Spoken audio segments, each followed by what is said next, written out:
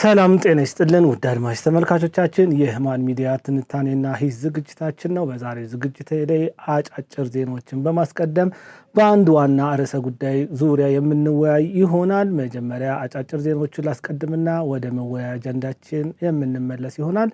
ከአፍታ ቆይታ በኋላ ስንመለስ በቀጥታ ወደ መረጃዎች የማልፍ ይሆናል። የትም እንዳትሄዱ። ሚዲያችንን ሰብስክራይብ፣ መረጃውን ደግሞ ላይክ እና ሼር በማድረግ የማል ሚዲያ ቤተሰብ ይሁኑ።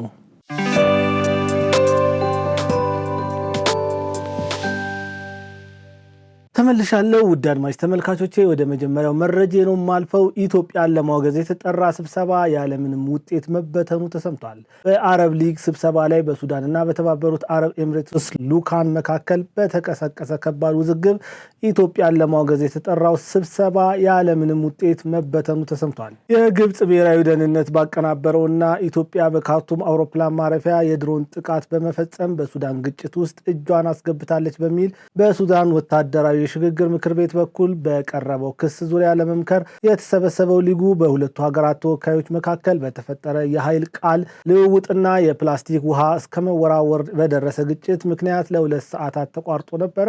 ለወትሮ የግብጽ ፍላጎትንና የፖለቲካ የበላይነት ያለምንም ተቃውሞ የሚጸድቅበት ይህ መድረክ በአሁኑ ወቅት ኢትዮጵያ ከተባበሩት አረብ ኤምሬቶች ጋር በፈጠረችው ጠንካራ ዲፕሎማሲያዊ ቁርኝነት ሳቢያ ፍላጎቷ ሳይሳካ ቀርቷል። ይህም በክልላዊ ዲፕሎማሲያዊ መድረክ የግብጽ ተጽዕኖ እያሽቆለቆለና በተቃራኒው የኢትዮጵያ ዲፕሎማሲያዊ መደላደል እየጎለበተ መምጣቱን ያሳየ ክስተት ሆኖ ተመዝግቧል። የኤርትራ መንግስት ጽምዶ በተባለና በኢትዮጵያ መንግስት የጥፋት ስብስብ ተብሎ በተፈረጀው ንቅናቄ ዙሪያ ለተባበሩት መንግስታት ድርጅት አነጋጋሪ ደብዳቤ መጻፉ ታወቀ።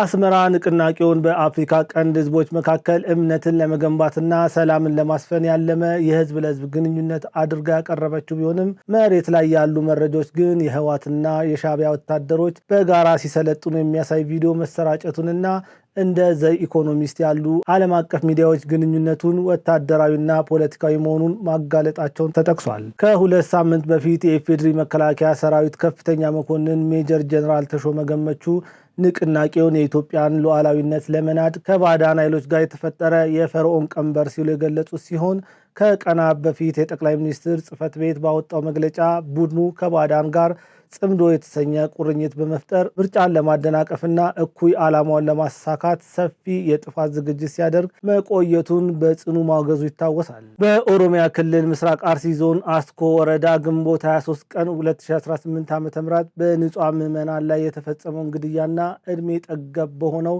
የጠለታ ቅዱስ ገብርኤል ቤተክርስቲያን ላይ የደረሰውን የቃጠሎ ውድመት ተከትሎ የአዲስ አበባ አገረ ስብከት ገዳማትና አድባራት አስተዳዳሪዎች የተሰማቸውን ጥልቅ ሐዘን በመግለጽ ታሪካዊውን ቤተክርስቲያን መልሰው ለመገንባት ቃል መግባታቸውን አስታውቋል። ውድ አድማጭ ተመልካቾቻችን ለዛሬ የነበሩን አጫጭር ዜናዎች እነዚህን ይመስላሉ።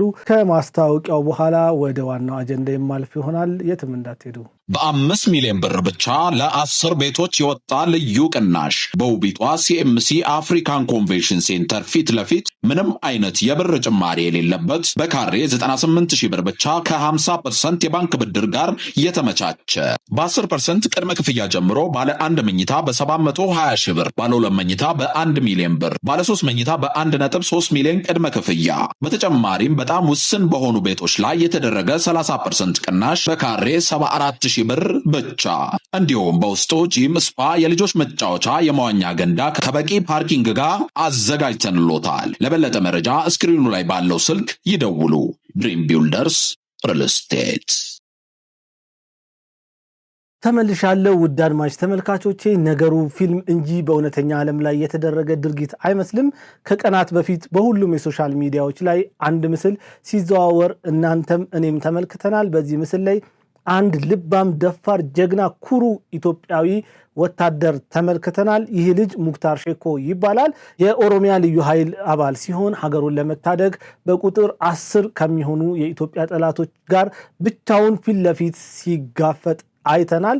ይህንን ጉዳይ መሃል ሚዲያችን እየተነተነ ይቆያል። በአጠቃላይ ወታደሩ ምን አይነት ገድል እንደፈጸመ እያየን ነው የምንቆየው። ከዚህ በተጨማሪ የኢትዮጵያ ወታደር ከጥንት ጀምሮ እስካሁን የከፈለውን መስዋዕትነት እየተነተንን እንቆያለን። ውድ አድማጭ ተመልካቾቻችን ስለዚህ ጀግና ወታደር የተሰማችሁን ስሜትና በአጠቃላይ በኢትዮጵያ ወታደሮች ላይ የሚሰማችሁን ሐሳብ በኮሜንት መስጫው ቦታ ላይ እንድትሰጡ በመጠየቅ ከአፍታ ቆይታ በኋላ የምመለስ ይሆናል።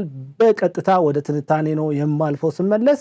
እስከዚያው ግን ሚዲያችንን ሰብስክራይብ፣ ትንታኔውን ደግሞ ላይክ እና ሼር ማድረጉትን በፍጹም አይርሱ።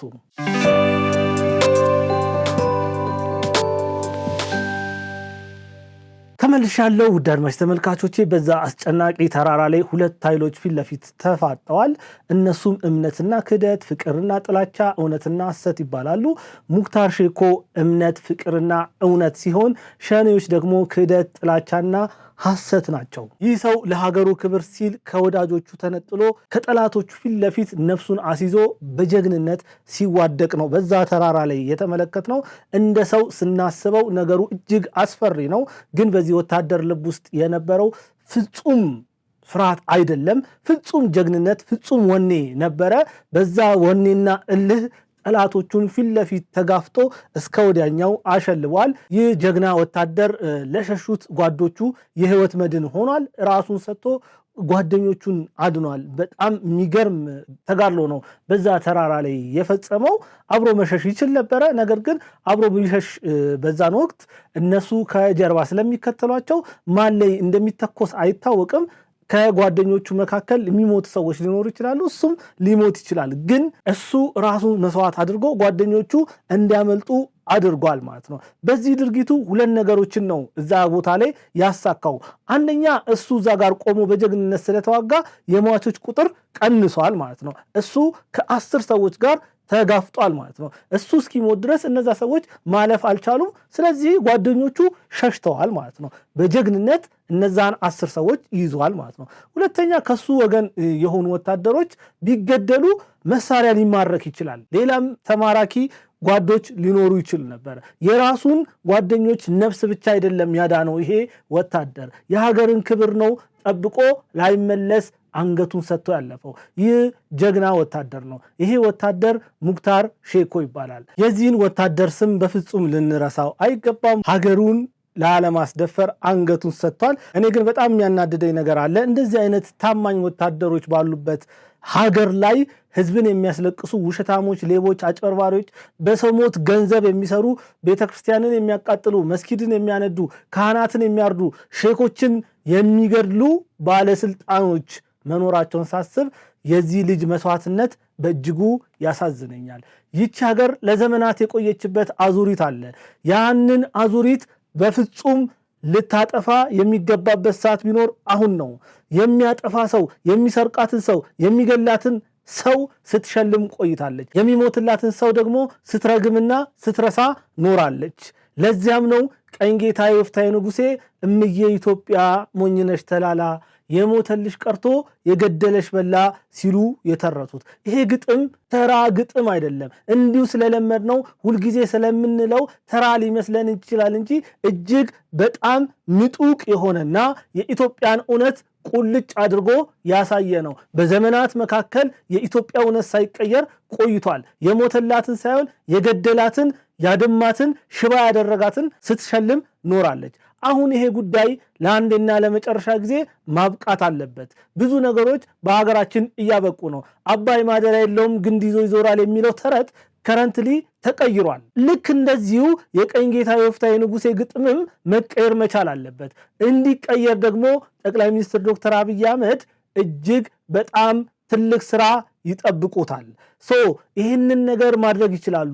ታሪክ እየቀየሩ ነው። በኢትዮጵያ ይቻላሉ ተብሎ የማይታሰቡ ነገሮች ሁሉ እርሶ አስችለው እያሳዩን ነውና ይህንንም ነገር ቀይረው እጅግ በጣም ለሀገራችን ምሳሌ እንደሚሆኑ ተስፋ አለኝ። ይቺ ሀገር ሌቦች አንገታቸውን የሚደፉባት ሀገር እንድትሆን አድርገው ይቺ ሀገር የሞተላትን የምትሸልም የሰረቃትን የምታስር ሀገር እንድትሆን አድርገው የሚቀጥለው ትውልድ ብቻ አይደለም ይሄኛው ትውልድም ዘላለም ስሞትን እየዘከረ መኖር ይችላል። ያንን እንደሚያደርጉም ተስፋ አለኝ። ህልሞትም ያ እንደሆነ አውቃለሁ፣ በተደጋጋሚ ሲናገሩ ሰማለሁ። በጣም በዙሪያዎት ያሉ ብዙ ሰንኮፎች አሉ። እነዛን ሰንኮፎች ጠርገው ትልቅ ስራ ይሰራሉ ብዬ አምናለሁ። ጠቅላይ ሚኒስትር ዶክተር አብይ አህመድ የዚህ ልጅ ሞት ትምህርት ሊሆነን ይገባል። ብዙ ያላየናቸው በየጦር ግንባሩ ለሀገራቸው በጀግንነት የተጋደሉ እልፍ ጀግኖች አሏት ይች ሀገር። ይሄንን ቪዲዮ እንዳጋጣሚ ስላየነው ነው እንጂ ያላየናቸው እልፍ ጀግንነት ተፈጽሟል በየጦር ግንባሩ። ስለዚህ ምን ማድረግ አለብን? የዚህ ልጅ ጀግንነት፣ የዚህ ልጅ ቆራጥነት በማይጠፋ ብዕር ታሪክ ተሰንዶ ሊቀመጥለት ይገባል። የኢትዮጵያ መንግስት፣ የኦሮሚያ መንግስት እንዲሁም ክብርት አዳነች አቤቤ ለዚህ ልጅ መታሰቢያ ሐውልት ልታሰሩለት ይገባል። ይህንን ጀግና ያፈራች እናት የቤት ሽልማት ያስፈልጋታል። ይህ ሰው በሞትና በህይወት መካከል ሆኖ ጓደኞቹን አሳልፎ ላለመስጠት፣ የሀገሩን ክብር ላለማስደፈር ሞትን ፊት ለፊት ከሞት ፊት ተጋፍጦ በጀግንነት እስከ ወዲያኛው አሸልቧል። ይሄ ጀግና ሞቷል። ሚስት ልትኖረው ትችላለች፣ ልጆች ሊኖሩት ይችላሉ። ሚስቱ ለዘላለም ተቸግራ መኖር የለባትም። ልጆቹ እየተራቡ እየተጠሙ መኖር መቻል የለባቸው። ስለዚህ ለነዚህ ልጆች የቤት ችግር ሊቀረፍላቸው ይገባል። እናያለን። አቅም ለሌላቸው ሀገርን አገልግለው ላለፉ ሰዎች ቤት ስትሰጡ እናያለን። ስለዚህ ይሄም ልጅ እየሰራ ቢቆይ ልጆቹን ያስተምር ነበረ፣ ሚስቱን ይረዳ ነበር፣ እናት አባቱን ሊረዳ ይችል ነበረ በወታደር ደሞዙም ቢሆን። አሁን ግን ያንን ማድረግ አይችልም። እሱ የለም። የወንድነትን ጥግ አሳይቶ ከ10 ወታደሮች ጋር ተገፍቶ ህይወቱን ለሀገሩ መስዋዕት አድርጎ አልፏል። ስለዚህ ለልጆቹ የሚሆን ቅርስ ሊደረግለት ይገባል። ይህ ሰው የኦሮሚያን ልዩ ኃይል ዩኒፎርም ይልበስ እንጂ ለሀገሩ ክብር ሲለው ከኦነግ ሸኔዎች ጋር ፊት ለፊት የገጠመው ክብር ይገባዋል። ዘላለማዊ ምስጋና ይገባዋል። ይህንን ጉዳይ በዚህ ላጠናቀውና የኢትዮጵያ ወታደር ታሪክ ምን ይመስላል የሚለውን ጉዳይ እስቲ እንመልከት። የኢትዮጵያ ወታደር ታሪክ እንዲሁ ዝም ብሎ ተራ ታሪክ አይደለም። ነገሩን ሰፋ አድርገን ስናየው ይህ ወታደር በደሙና በላቡ ሀገርን በነጻነት አቆይቷል።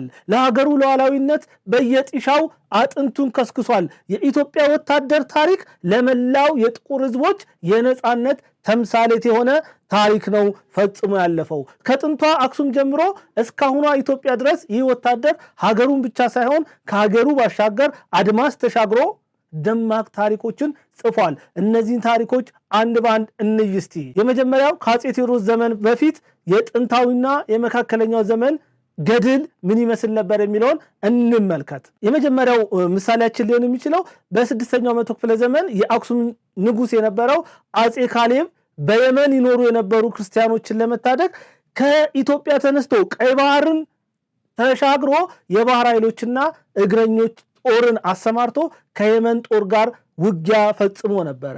የአክሱም ወታደሮች የመንን አንበርክከዋል። ይህ ድል በኢትዮጵያ ወታደር ታሪክ ከሀገር ውጭ በባዕዳን ምድር ላይ ተዋግቶ ያሸነፈው የመጀመሪያው ገድል ነው።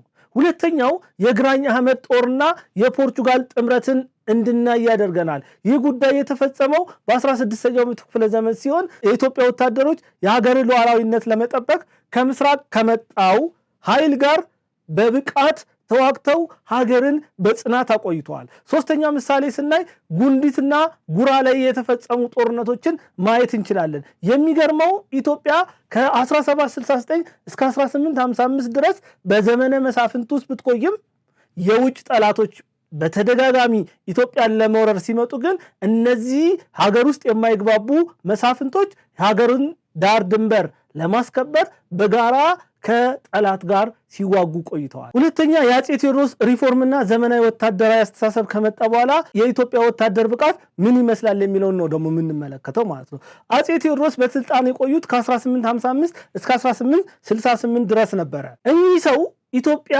ዘመናዊና ብሔራዊ ጦር እንድትገነባ በማድረግ የመጀመሪያው መሪ እንደሆኑም ታሪክ ይናገራል። ኢትዮጵያን የማሻገር ኢትዮጵያ ትልቅ እንድትሆን ከማህበረሰቡ የተሻገረ ህልም ነበራቸው። ኢትዮጵያ በጎሳ ተከፋፍላ ስትጫረስ የደረሱላት ሰው እኚህ ሰው ነበሩ። ወደ ማዕከላዊ መንግስት ያመጡ እኚህ ንጉስ ነበሩ። የእንግሊዝ ጦር በ1868 ዓ.ም ከባባድ ዘመናዊ መሳሪያዎችን ይዞ በመቅደላ ላይ ዘመተ። እኚህ ንጉስ የዛን ሰዓት ያደረጉት ምንድን ነው?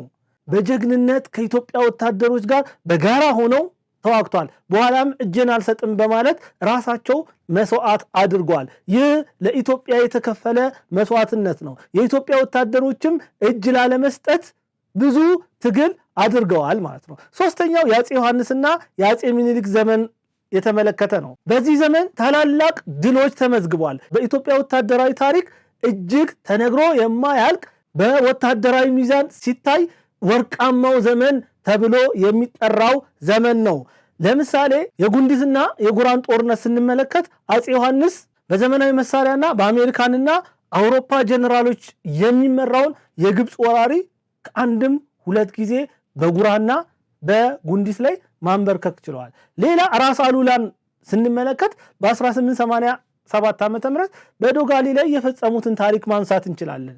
ጣሊያንን በማንበርከክ የአውሮፓ ሀያላን በወታደራዊ ጥበብ ሊሸነፉ እንደሚችሉ ለዓለም አሳይተዋል። ሶስተኛው አፄ ቴዎድሮስ በመተማ ጦርነት ላይ ከድርቡሾች ጋር መዋጋታቸውን እናስታውሳለን። የሀገራቸውን ክብር አስጠብቀው ስለ ሀገራቸው ክብር ሲሉ አንገታቸውን እስኪቀላ ድረስ ስለ ሀገራቸው መስዋዕትነት ከፍለዋል ማለት ነው። ሌላ ዛሬም ድረስ ዓለም ስለ ኢትዮጵያ ሲያስብ የአሸናፊነት የአይበገሬነት ምሳሌ አድርጎ እንዲያያት ያደረገው የአድዋ ጦርነት ነው። ጣሊያንን በ3 ሰዓት አመድ ማድረጋችን ይታወሳል። በአፄ ምኒልክና በእቴጌ ጣይቱ መሪነት ነው ይሄ ጦርነት የተካሄደው። የኢትዮጵያ ወታደር በጥቁር ሕዝቦች ታሪክ ትልቁን ድል ያስመዘገበው ነው። ፈረሰኛው፣ እግረኛው፣ መድፈኛው የኢትዮጵያ ሰራዊት ዘመናዊ የጦር መሳሪያ ታጥቆ የመጣውን የጣሊያንን ወታደር በ3 ሰዓት ፍልሚያ አመድ አድርጎ ዛሬም ድረስ ትልቅ ታሪክ ተሰርቷል። ይህ የእኛ የሀበሾች ትልቅ ገድል ነው። ይህ ተረት ተረት አይደለም። ይህ አፈ ታሪክ አይደለም። እልፍ ጀግኖች የተሰዉለት ታላላቅ ገድል የተፈጸመበት የደም ታሪካችን። አራተኛው የፋሺስት ጣሊያን ወረራና የጀግኖች አርበኞች ተጋድሎን ይመለከታል። በተደጋጋሚ እየተሸነፈች የመጣችው ጣሊያን ነገሩን አወሳስባ ጦርነቱን በረቀቀ መርዝ ጋዝና በአውሮፕላን አደረገችው። የዚህን ሰዓት ሀገር ስትነካ የሚያመው የኢትዮጵያ ወታደር ከየቤቱ ሚስቱን ልጆቹን ጥሎ ሀገሩን ላለማስከበር ወደ ድንበር ዘመተ። የዚህን ሰዓት ግን ነገሩ የጣሊያን አመጣጥ ከባድ ስለነበረ ከመደበኛው ወታደርነት ወደ አርበኝነት ተቀይሮ በአርበኝነት መልኩ ጣሊያንን አንቀጥቅጧል ማለት ነው። የማይጮ ጦርነትን ማንሳት እንችላለን። በጀግንነት የተደረገ እልህ አስጨራሽ ውጊያ ነው። የ5 ዓመቱ የጫካ ተጋድሎ የኢትዮጵያ አርበኞች እነራስ እምሩ፣ ደጃዝማች ባልቻ አባነሶ፣ ጀግናው በላይ ዘለቀን በየዱር ገደሉ ጣሊያንን በማስጨነቅ የኢትዮጵያ ወታደር መቼም ቢሆን ለባዕዳን ቀንበር እንደማይገዛ ያረጋገጠበት ወቅት ነው። አምስተኛው ድንበር ተሻጋሪ የሰላም አስከባሪና ዓለም አቀፍ ውጊያ የተመለከተን እናንሳ። የኢትዮጵያ ወታደር የራሱን ነፃነት አስከብሮ ብቻ አላረፈም። ለዓለም ሰላምም ምን አድርጓል? ደሙን አፍስሷል። የኮሪያን ጦርነት ማስታወስ እንችላለን። ቃኘው ሻለቃ የሚባለው በዚህ የጦርነት ላይ በጣም የሚታወቀው በዓለም አቀፍ ደረጃ የኢትዮጵያን ወታደር ዝና ከጫፍ ዳር ያደረሰ ውጊያ ነው። ይሄ የቃኘው ሻለቃ ማለት ነው። የቃኘው ሻለቃ አባላት በኮሪያ ምድር ባደረጓቸው 253 ውጊያዎች በአንዱም ሳይሸነፉ አንድም ወታደር ሳይማረክባቸው የማይበገር የሚል ስም ተሰጥቷቸው በዓለም ወታደራዊ ታሪክ ላይ ዛሬም ድረስ የተመዘገበ ታላቅ ገድል ፈጽሟል። ሌላኛው የኮንጎ ዘመቻን ነው የምናየው። በተባበሩት መንግስታት ድርጅት ውስጥ በኮንጎ ሰላም ለማስከበር የኢትዮጵያ ሰራዊት ተሳትፎ ነበረ። በዛን ወቅት የኢትዮጵያ ሰራዊት ያሳየው ዲሲፕሊንና ጀግንነት የአፍሪካውያን ክብርን ከፍ እንዳደረገ የተባበሩት መንግስታት ድርጅት ታላቅ ስም ታላቅ ዕውቅና ሰጥቶ አሳይቷል ማለት ነው። ሌላው የካራማራ ድልን ማንሳት እንችላለን። የምስራቅ እዝ ጀግንነት እዚህ ጋር በጣም ትልቅ ጀግንነት ነው የሰራው። የሶማሊያ ጦር የኢትዮጵያን የውስጥ አለመረጋጋት ተጠቅሞ ምስራቅ ኢትዮጵያን በወረረበት ወቅት የኢትዮጵያ ወታደር መደበኛውና ሚሊሻው በአጭር ጊዜ ነው የተደራጀው። ታላቅ ታምርም ሰርተዋል ማለት ነው። የኢትዮጵያ ወታደሮች ህይወታቸውን ገብረው ታንክን በታንክ የተጋጠሙበትና ከባድ ውጊያ በመቀልበስ ወራሪውን የዚያድ ባሬ ጦር ጠራርገው አስወጥተዋል። ካራማራ የኢትዮጵያ የቁርጥ ቀን ልጆች የፈጸሙት ታላቅ ገድል ነው። ለኢትዮጵያውያን የአንድነት ማረጋገጫ አውድማ ሆኖ አልፏል ማለት ነው። ዘመናዊቷ ኢትዮጵያና የቀጠለው ጽናቷን እንመልከት። ስድስተኛው ማለት ነው የኢትዮጵያ መከላከያ ሰራዊት አሁንም ድረስ የሀገርን ሉዓላዊነት የመጠበቅና ቀጠናዊ ሰላምን የማስከበር ተልዕኮን በብቃት እየተወጣ እንደሆነ ብዙ ማረጋገጫዎች አሉ። ከዛ በኋላ የባድመን ጦርነት ማንሳት እንችላለን። እጅግ አስቸጋሪ የነበሩትን የኤርትራ ምሽጎች ለምሳሌ ኤልቦና የሚባለውን ምሽግ፣ ቶኮምቢያን የሚባለውንና ማይጓንታ የሚባለውን በአጭር ሰዓት በአጭር ወቅት እንዴት በመስበር ትልቅ ታሪካዊ ድል ማስመዝገቡ እናስታውሳለን። በባድመ ጦርነት የሶማሊያ ሽብር ሶማሊያን ከአሸባሪው አልሻባብ በመታደግ በአዊሶም በኩል ብዙ ስራ እየሰራ ያለ ወታደር ነው የኢትዮጵያ ወታደር። ጠቅለል ስናደርገው የኢትዮጵያ ወታደር ከየመን በረሃዎች እስከ መቅደላ ተራራዎች፣ ከአድዋ ስንጥቅ ሸለቆች እስከ ኮሪያ ጋራዎች፣ ከካራማራ አሸዋ እስከ ባድመ ምሽጎች የኢትዮጵያ ወታደር የታሪክ አሻራውን በደም ነው የጻፈው። ይህ ጀግና ወታደር ነው። የኢትዮጵያ ወታደር ጥንካሬ የመነጨው ከዘመናዊ መሳሪያ ብዛት አይደለም። ሀገሩ ካልኖረች ህይወት ትርጉም የላትም ከሚል የማይናወጥ ስነ ልቦናዊና የሀገር ፍቅር እምነት የመነጨ ነው። ይህ አሸናፊነትና መስዋዕትነት ኢትዮጵያን እስከዛሬ ድረስ እንድትቆም ያደረገ የጀግንነት ታላቅ አምድ ነው። ኢትዮጵያ በጦርነት ተሸንፋ አታውቅም። ኢትዮጵያ በተደጋጋሚ ስትሸነፍ የነበረው በሴራ ነው። ኢትዮጵያ እስካሁን ድረስ ብዙ ዋጋ እየከፈለች ያለችው ባለማወቅ በሴራ በመበለጥ ነው እንጂ አያቶቻችንና ቅድመ አያቶቻችን የከፈሉት መስዋዕትነት ዛሬም ድረስ የጸናች ኢትዮጵያ እንድትኖር አድርጓት። ይህ ሰሞኑን በቪዲዮ ስንመለከት የነበረው ሙክታር ሼኮ የተባለው ወታደር የትናንትና አያቶቹ ቅድመ አያቶቹ የሰጡት ወኔ ነው። እንደዛ ከ10 ወታደሮች ጋር ለሀገሩ ክብር ሲል ሞትን በሞት ፊት የተጋፈጠው ማለት ነው። ይህ ለሀገር የተከፈለ መስዋዕትነት ነው። እንደነዚህ አይነት ጀግኖች ሊከበሩ ይገባል። መንግስት ይህ ልጅ ለከፈለው መስዋዕትነት ሐውልት ሊያቆምለት ይገባል። ቤተሰቦቹ ቤት ሊሰጣቸው ይገባል። ደግሜ የምናገረው ነገር ነው። ውድ አድማጭ ተመልካቾቼ ለዛሬ የነበረኝ ፕሮግራም ይህንን ይመስላል። ኢትዮጵያ ሁሌም በልጆቿ ጥረት ታፍራና ተከብራ ለዘላለም ትኑር። መልካም ቀን፣ መልካም ውሎ ይሁንላችሁ። በ5 ሚሊዮን ብር ብቻ ለ10 ቤቶች የወጣ ልዩ ቅናሽ በውቢቷ ሲኤምሲ አፍሪካን ኮንቬንሽን ሴንተር ፊት ለፊት ምንም አይነት የብር ጭማሪ የሌለበት በካሬ 98,000 ብር ብቻ ከ50% የባንክ ብድር ጋር የተመቻቸ በ10% ቅድመ ክፍያ ጀምሮ ባለ 1 መኝታ በ720,000 ብር፣ ባለ 2 መኝታ በ1 ሚሊዮን ብር፣ ባለ 3 መኝታ በ1.3 ሚሊዮን ቅድመ ክፍያ። በተጨማሪም በጣም ውስን በሆኑ ቤቶች ላይ የተደረገ 30% ቅናሽ በካሬ 74,000 ብር ብቻ። እንዲሁም በውስጡ ጂም፣ ስፓ፣ የልጆች መጫወቻ፣ የመዋኛ ገንዳ ከበቂ ፓርኪንግ ጋር አዘጋጅተንሎታል። ለበለጠ መረጃ ስክሪኑ ላይ ባለው ስልክ ይደውሉ። ድሪም ቢልደርስ ሪል ስቴት